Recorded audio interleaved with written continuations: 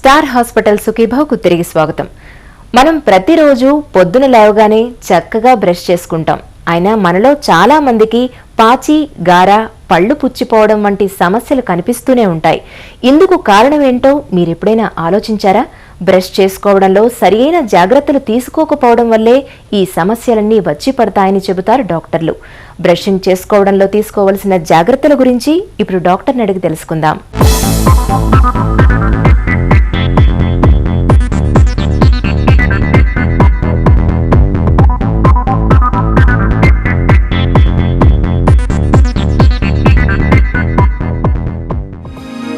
నిత్యం పళ్ళు తోముకోవాల్సిన అవసరం ఏంటి? సాధారణంగా మన నోట్లో కంటిన్యూస్గా సలైవా ఉంటుంది. ఆ సలైవాలో కొన్ని వందల వేల మైక్రో ఆర్గానిజమ్స్ ఉంటాయి.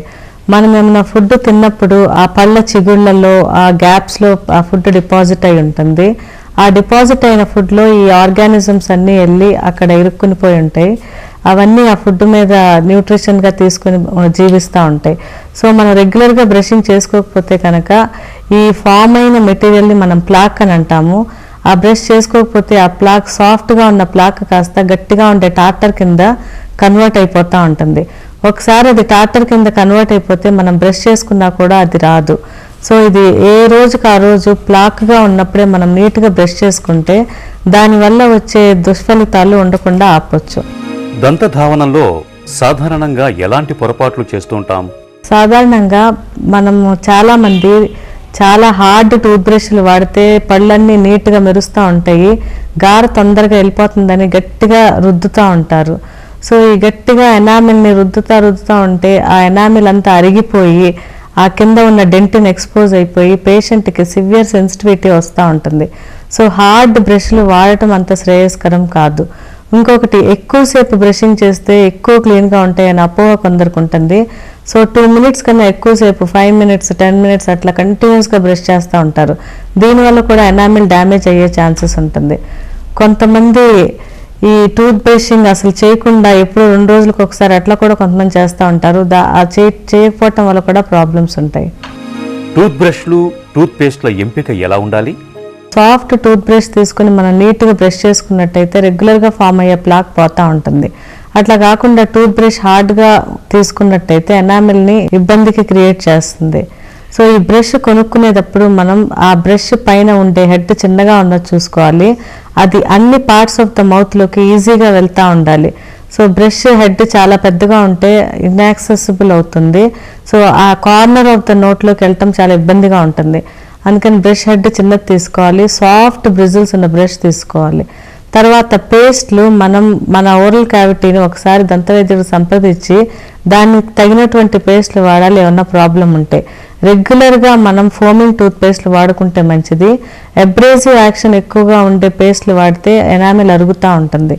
ఒకవేళ క్యావిటీస్ అవన్నీ ఎక్కువగా ఉంటే కనుక ఫ్లోరిడేటెడ్ టూత్ పేస్ట్లు వస్తున్నాయి, అవి యూస్ చేయాలి. ఒకవేళ సెన్సిటివ్ అట్లా ఉంటే కనుక పేషెంట్కి డీసెన్సిటైజింగ్ టూత్ పేస్ట్లు అవి ఉన్నాయి, అవి వాడితే మంచిది. ఇవి కాకుండా కొంచెం బ్లీడింగ్ గమ్స్ అవి ఉంటే కనుక దానికి తగ్గ పేస్ట్లు దంతవైద్యుడు మీకు ఇస్తారు. బ్రష్ను ఉపయోగించే తీరుతెన్నులు ఎలా ఉండాలి? Ideal brushing time 2 minutes.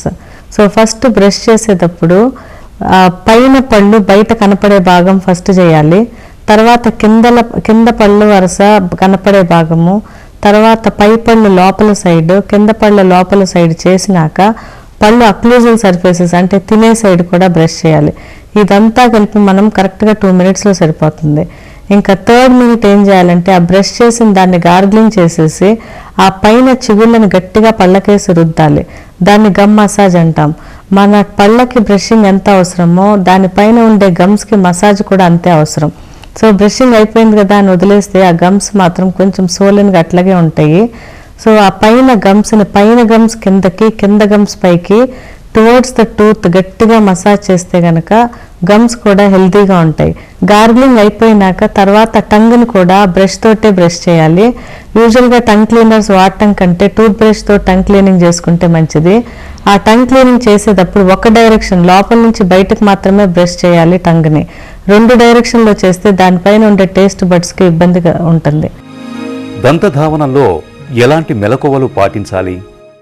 Brushing techniques పెద్దవాళ్ళకి పిల్లలకి డిఫరెంట్గా ఉంటాయి. చిన్నపిల్లలు యూజువల్గా స్క్రబ్ టెక్నిక్ యూస్ చేస్తే మంచిది, లేదా రోల్ టెక్నిక్ యూస్ చేయాలి. వాళ్ళు చిన్న టూత్ బ్రష్ మీద పేస్ట్ ఇన్ బిట్వీన్ బ్రిజిల్స్ కూడా స్ప్రెడ్ చేసుకుని జస్ట్ పళ్ళ మీద పెట్టి రోల్ చేసుకుంటూ ఉండాలి. సో వాళ్ళకి అది ఈజియెస్ట్ వే.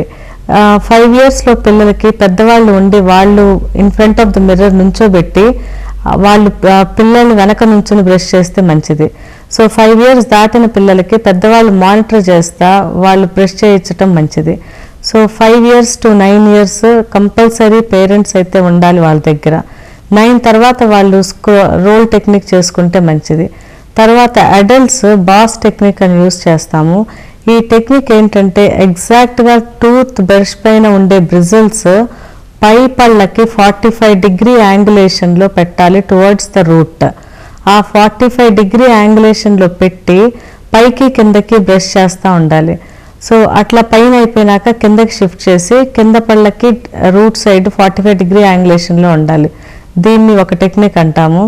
ఇంకో టెక్నిక్ ఏంటంటే ఇట్లాగే 45 degree యాంగులేషన్లో పెట్టి పైకి కిందకి స్పీడ్గా చేస్తుంటే దాన్ని మాడిఫైడ్ బాస్ టెక్నిక్ అని అంటాము. ఇది కూడా వేరే టెక్నిక్. ఇలా కాకుండా వేరే టెక్నిక్ ఏంటంటే ఈ పైకి కిందకి ఇబ్బందిగా అనిపించిన వాళ్ళు ముందుకి వెనక్కి కూడా డైరెక్ట్ పర్పెండిక్యులర్గా పెట్టేసి 90 degree angulation to the tooth పెట్టి ముందుకు వెనక్కి చేస్తూ ఉంటే మంచిది. దంతాలను చిగుళ్లను ఆరోగ్యంగా ఉంచుకునేందుకు నిత్యం బ్రషింగ్ చేస్తున్నప్పుడు ఎలాంటి జాగ్రత్తలు తీసుకోవాలో తెలుసుకున్నాం కదా. ఇప్పుడు ఒక చిన్న విరామం తీసుకుందాం.